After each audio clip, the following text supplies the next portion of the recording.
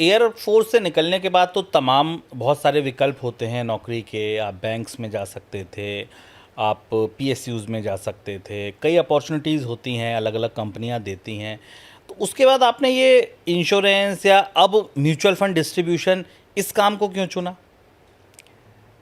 इसके पीछे 2 चीज़ें हैं। पहले तो मैं जब एयर फोर्स में गया तो मेरे लिए बहुत खुशी की बात थी, क्योंकि मेरी परिवार की इमीडिएट फाइनेंशियल नीड्स को ये जॉब पूरी कर रही थी। लेकिन साथ ही साथ मैं एस्पिरेशनल भी हो रहा था। अपने से सीनियर लोगों को देख के ऐसा लगता था कि मैं भी इस पोस्ट में आ जाऊं, लेकिन किसी कारणों से, स्वास्थ्य के कारणों से ये संभव नहीं हो पाया।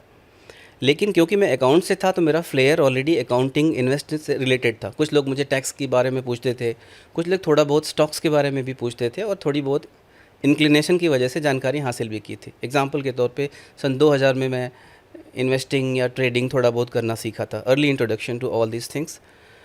तो एयरफोर्स से निकलने वाले जिस ट्रेड में या जिस पोस्ट पे मैं हूँ, 2 कैटेगरी के लोग होते हैं मूलतः।